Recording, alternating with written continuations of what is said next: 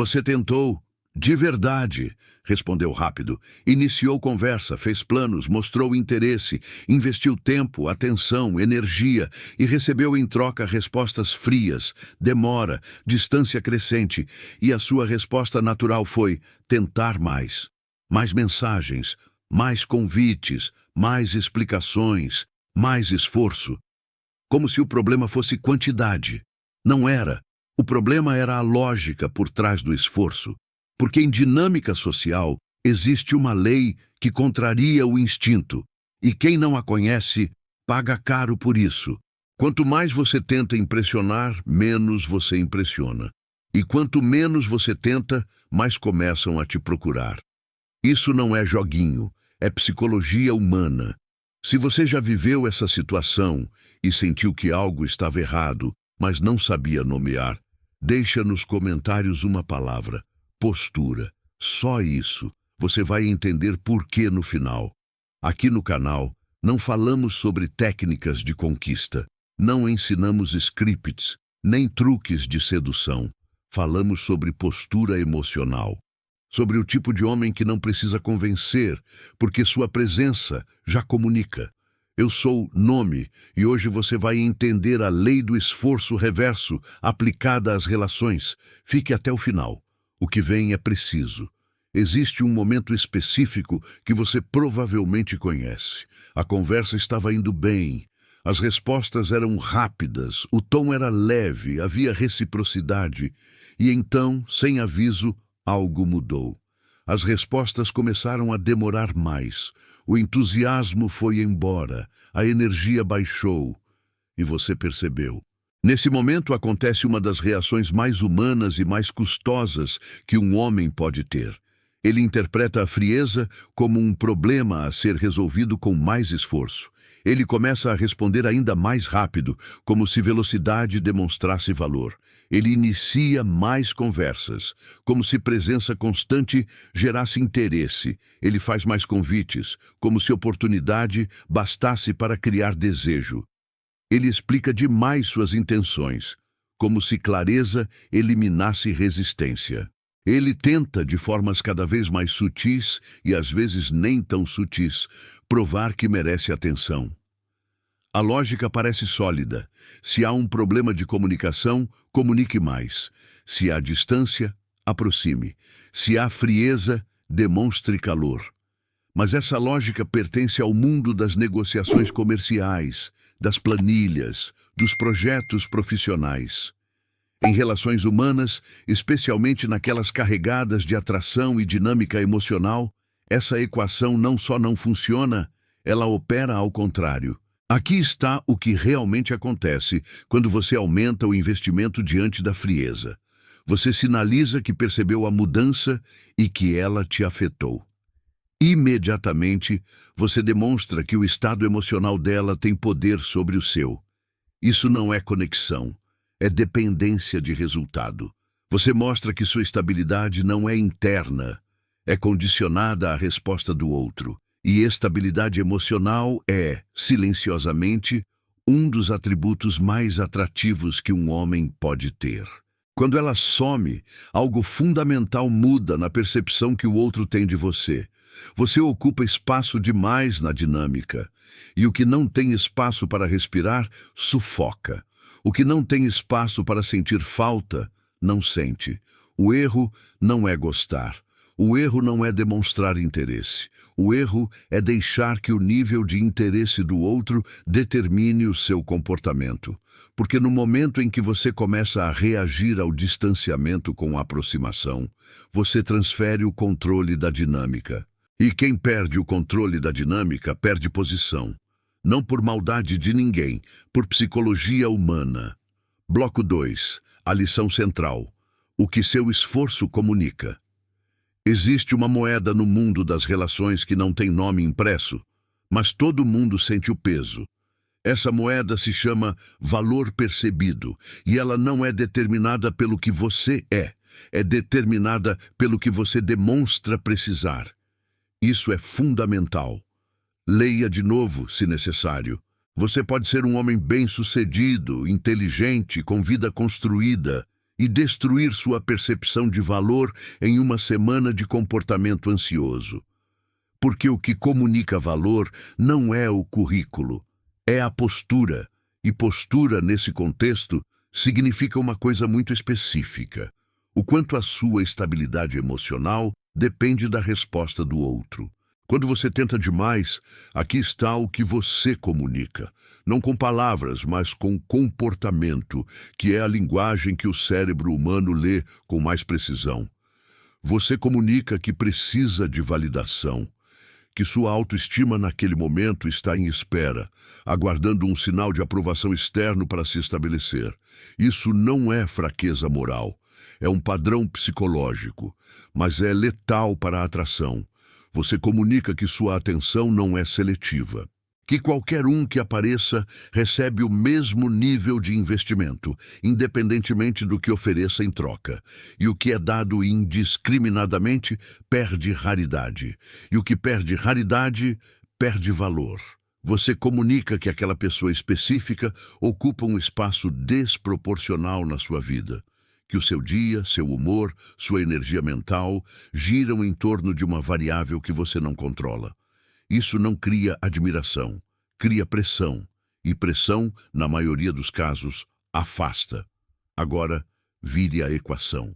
Quando você reduz o esforço, não por frieza calculada, mas porque genuinamente redireciona atenção para o que controla, algo muda na dinâmica. Você demonstra que sua vida não parou, que há outras coisas que exigem e merecem sua energia. Isso não é indiferença, é autossuficiência. E autossuficiência é rara o suficiente para ser notada. Você demonstra que sua atenção tem critério, que não é entregue por default, mas conquistada por reciprocidade. Isso reposiciona o valor percebido de você na mente do outro, sem que você precise dizer uma palavra sobre isso. Você cria espaço, e espaço é onde a curiosidade vive, é onde a saudade nasce, é onde o outro começa a se perguntar o que está acontecendo.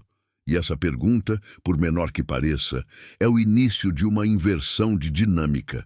Aqui é onde a filosofia estoica entra, não como teoria abstrata, mas como estrutura prática de comportamento. Epicteto ensinou com uma clareza brutal. A liberdade começa quando você aprende a distinguir o que depende de você do que não depende. O interesse do outro não depende de você. A reciprocidade não depende de você. O tempo de resposta não depende de você. A decisão final não depende de você. O que depende de você? Sua postura, sua resposta emocional, seu nível de investimento, sua estabilidade interna. Quando você internaliza isso, de verdade, não como frase motivacional, mas como princípio operacional, você para de tentar forçar resultados que estão fora da sua jurisdição. E essa parada não é resignação, é precisamente o movimento que reposiciona você. Porque existe uma lei silenciosa nas dinâmicas humanas. Quem parece precisar menos é percebido como tendo mais.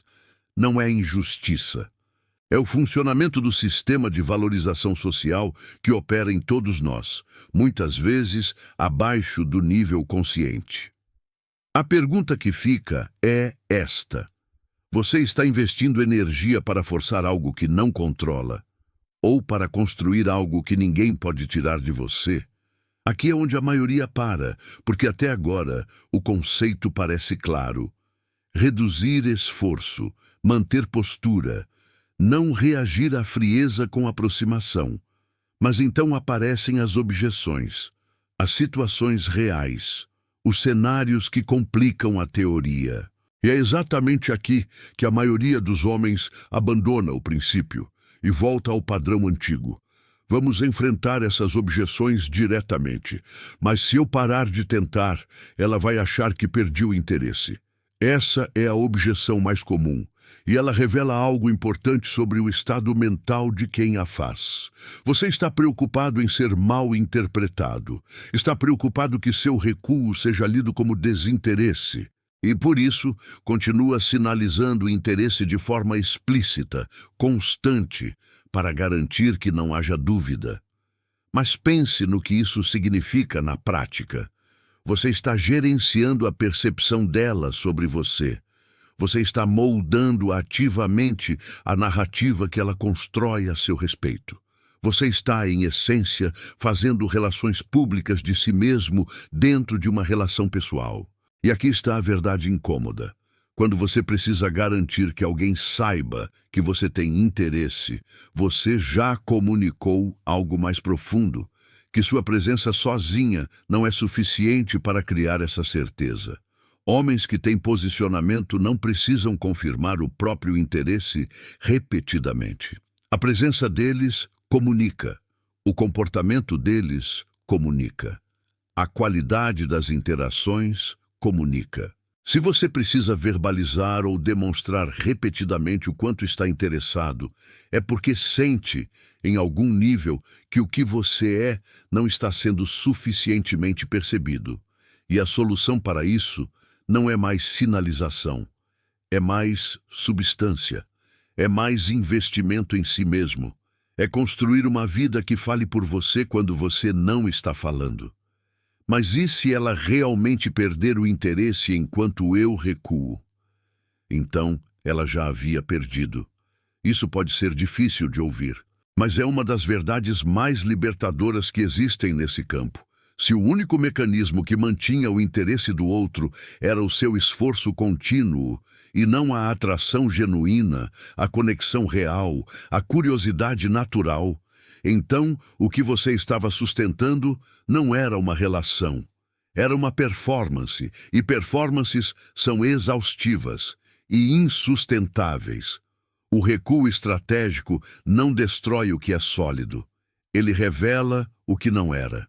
Pense assim, você não quer ser escolhido porque insistiu o suficiente. Você quer ser escolhido porque sua presença criou algo que o outro não quer abrir mão. São duas coisas completamente diferentes, e só uma delas tem valor real. A analogia do músculo e da tensão. Existe um princípio na fisiologia do treinamento que se aplica com precisão cirúrgica aqui. Um músculo só cresce sob tensão, não sob conforto. O estímulo do crescimento é o esforço contra uma resistência que não cede imediatamente. O desejo humano funciona de forma análoga. Quando você está sempre disponível, sempre acessível, sempre presente, você elimina a resistência. Você se torna conforto absoluto. E conforto absoluto não gera crescimento de interesse, gera acomodação. Atenção saudável, não o jogo, não a frieza calculada, mas a autonomia genuína de alguém que tem vida própria e não a coloca em pausa por ninguém. Essa tensão é o que mantém o interesse vivo. Não porque o outro é cruel, mas porque o cérebro humano, neurologicamente, valoriza aquilo que ainda não está completamente garantido. A certeza absoluta mata o desejo. Não porque o desejo seja irracional, mas porque ele é, por natureza, orientado para o que ainda está em aberto. O cenário mais difícil. Quando você realmente se importa. Até aqui, é relativamente fácil aplicar o princípio quando o interesse é casual. Mas o teste real vem quando você genuinamente se importa. Quando há algo real ali. Quando não é só atração, mas conexão. Quando a frieza do outro dói de verdade. Nesse cenário, o instinto de tentar mais é mais forte, a ansiedade é mais alta, o medo de perder é concreto, e é exatamente nesse cenário que a maioria capitula e destrói o que poderia ter sobrevivido. Aqui está o que os estoicos entendiam sobre esse momento. A intensidade do seu desejo por um resultado externo é diretamente proporcional ao poder que você entrega a esse resultado sobre você.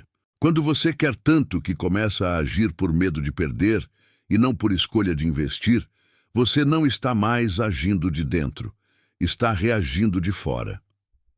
Marco Aurélio escreveu em seus Meditações algo que vai além da filosofia acadêmica e toca diretamente nisso.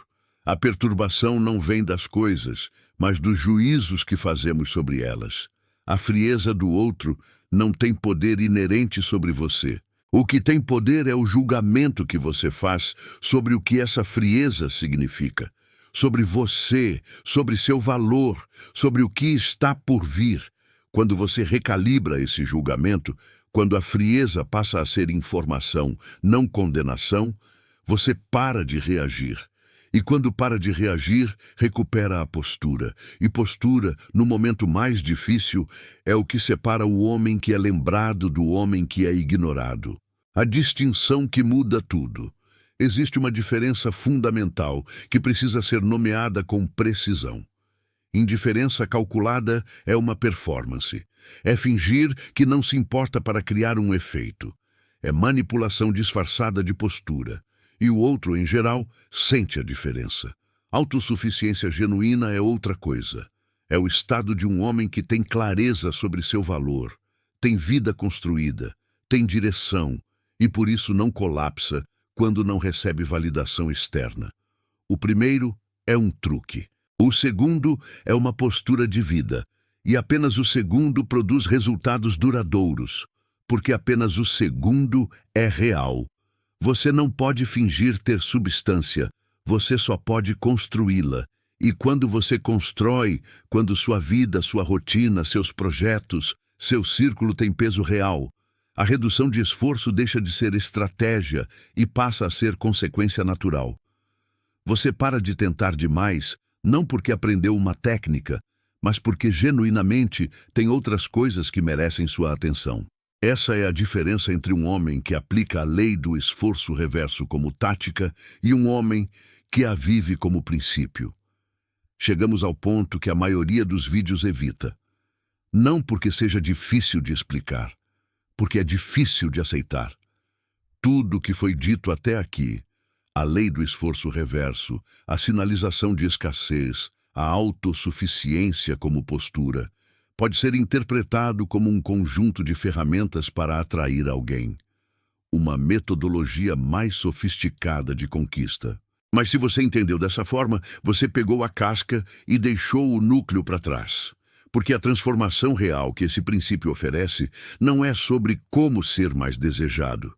É sobre parar de construir sua identidade em torno do desejo do outro.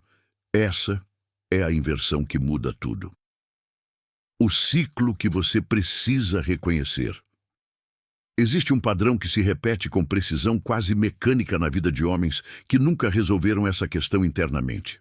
Ele começa com interesse genuíno por alguém. Até aqui, não há problema. Depois um sinal de distância, real ou percebido. E então a reação, mais esforço, mais investimento, mais tentativa de garantir o resultado. A frieza aumenta em resposta ao esforço. Ele tenta mais. A frieza aumenta mais. Ele tenta mais ainda. Até o ponto em que ele ou desiste completamente com uma ferida na autoestima que leva meses para cicatrizar, ou consegue o que queria, mas pagou um preço de postura que vai custar caro mais adiante na relação. Porque uma relação iniciada a partir de esforço desproporcional começa com um desequilíbrio de poder que tende a se manter. E você vai passar os meses seguintes tentando reequilibrar algo que foi desequilibrado desde o início. O problema nunca foi a pessoa específica. O problema foi o padrão. E padrões se repetem enquanto não são reconhecidos e interrompidos. O que está por baixo do esforço excessivo. Aqui é onde precisamos ir fundo, não para a terapia, mas para a clareza operacional. Porque um homem que entende racionalmente que o esforço excessivo afasta continua fazendo isso. Porque o esforço excessivo não é sobre a outra pessoa. É sobre a ansiedade interna que a incerteza produz. Quando há incerteza sobre o interesse do outro, o cérebro interpreta isso como ameaça. E a resposta instintiva à ameaça é a ação. Fazer algo, qualquer coisa, para reduzir a incerteza. Mais mensagens, mais contato, mais sinalizações de valor. Tudo isso é, no fundo, uma tentativa de eliminar o desconforto da incerteza. O problema é que essa estratégia funciona no curto prazo. Você age, a ansiedade diminui momentaneamente, mas agrava o problema real. Porque cada ação ansiosa reforça para o seu próprio cérebro que a situação é ameaçadora o suficiente para requerer ação ansiosa. É um ciclo de retroalimentação negativa. E a única saída não é técnica. É uma mudança de relação com a incerteza. Os estoicos tinham um nome para a prática de se relacionar com a incerteza sem colapso: amor fati. O amor pelo que é, incluindo o que não está garantido, incluindo o que pode não vir. Não como resignação passiva, como postura ativa de um homem que aceita o que não controla, e por isso tem energia disponível para o que controla. Quando você para de gastar energia tentando eliminar a incerteza que é, por natureza, ineliminável, você tem energia para construir, para investir em si mesmo, para aparecer de forma mais sólida em todas as áreas da sua vida. E essa solidez, construída de dentro para fora, é o que muda sua presença, não só em relações, em tudo. A pergunta que reorganiza. Existe uma pergunta que, feita com honestidade, reorganiza a forma como você age. Não como faço para ela se interessar por mim, mas eu me interessaria por alguém que se comporta da forma que estou me comportando agora? Um homem que responde em 30 segundos a qualquer hora do dia, que inicia todas as conversas, que convida repetidamente mesmo quando recebe respostas frias, que explica suas intenções, justifica sua ausência, pede confirmação de interesse de formas indiretas. Se esse homem se aproximasse de você, em qualquer contexto, profissional, social, você o perceberia como alguém de alto valor? Como alguém que tem algo raro a oferecer? Ou você perceberia alguém que precisa de mais? A resposta a essa pergunta não é julgamento, é diagnóstico. E diagnósticos precisos permitem ajustes precisos. O que muda? Quando você genuinamente para de tentar controlar o interesse do outro, não como estratégia, mas como consequência de ter redirecionado sua atenção para o que controla. Algumas coisas acontecem. A primeira é interna. A ansiedade diminui. Não porque a situação mudou, mas porque você saiu do ciclo de ação ansiosa e retroalimentação negativa. Você para de verificar o telefone como quem monitora uma situação de crise. A segunda é comportamental. Sua energia volta para você, para seu trabalho, para seu corpo, para as pessoas que já estão na sua vida e que respondem ao seu investimento com reciprocidade real. Sua vida fica mais densa, mais sua. A terceira, e essa é a que mais surpreende, é que a dinâmica com o outro frequentemente muda. Não sempre, não como regra garantida, mas com uma regularidade que não é coincidência. Porque quando você para de exercer pressão, o espaço que abre permite que o outro se mova. E muitas vezes, quando não há mais pressão a resistir, a resistência cessa, não porque você aplicou uma técnica, mas porque você se tornou, de fato, alguém que não precisa convencer. E quem não precisa convencer já está, por definição, em posição diferente de quem precisa. A camada mais profunda. Existe algo que vai além das relações românticas nesse princípio, e é importante nomear. A lei do esforço reverso, em sua essência, é sobre a relação entre um homem e sua própria necessidade de aprovação.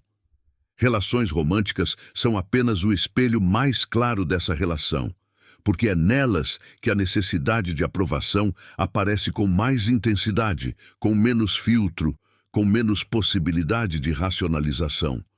Mas o mesmo padrão opera em entrevistas de emprego, em negociações, em amizades, em dinâmicas familiares, em qualquer lugar onde você queira algo de outra pessoa e sinta que precisa provar que merece recebê-lo.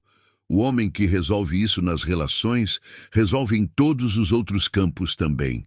Porque o que muda não é a tática aplicada em cada contexto, é a relação interna com aprovação e rejeição. Quando você para de precisar ser escolhido para se sentir inteiro, quando sua integridade não depende da validação externa, você opera de um lugar diferente em todas as dimensões da vida. Isso é o que os estoicos chamavam de hegemonikon, o comando interior, o centro a partir do qual tudo é avaliado e de onde toda a ação parte. Não é alcançado de uma vez, é construído, com cada decisão de não reagir ansiosamente, com cada momento em que você redireciona a atenção de volta para o que controla, com cada vez que você escolhe postura em vez de performance. É um trabalho, mas é o único trabalho que produz algo que ninguém pode tirar de você. Quando você para de tentar ser escolhido, a frase que abre e fecha esse princípio é simples e você já a ouviu hoje. Quem precisa convencer já está em posição inferior. Não porque convencer seja errado, mas porque a necessidade de convencer sinaliza, internamente e externamente, que você não confia que o que você é seja suficiente. E essa desconfiança, não a outra pessoa, não a situação, não o timing, essa desconfiança é a raiz do esforço excessivo. Quando você trabalha essa raiz, o sintoma desaparece. Não porque você aprendeu a se controlar melhor, mas porque o impulso de tentar demais perde força quando você genuinamente acredita que o que você tem a oferecer tem valor, e que quem não o percebe não é o árbitro do seu valor. Você para de tentar ser escolhido, e é exatamente quando começa a ser. Você chegou até aqui. Isso já diz algo sobre você. A maioria para na superfície. Pega a técnica, ignora o princípio, volta ao padrão antigo na primeira vez que a ansiedade bate. Você ficou. Isso significa que algo aqui tocou em algo real. Então deixa eu terminar com precisão. Você não veio até esse vídeo porque quer aprender a jogar melhor. Você veio porque está cansado de jogar. Cansado de calibrar, de tentar, de investir em algo que parece não responder na mesma medida. E a resposta que esse canal oferece não é uma técnica mais sofisticada. É uma postura diferente de existir. Um homem que não implora atenção, não porque seja frio, mas porque está ocupado construindo algo que vale atenção. Um homem que não persegue validação, não porque não se importe, mas porque sua integridade não depende de aprovação externa para se manter de pé. Um homem que reduz esforço, não como estratégia de sedução, mas como consequência natural de ter vida, direção e critério. Esse homem não precisa conquistar. Ele apenas aparece, e sua presença já comunica o que nenhuma mensagem bem elaborada conseguiria.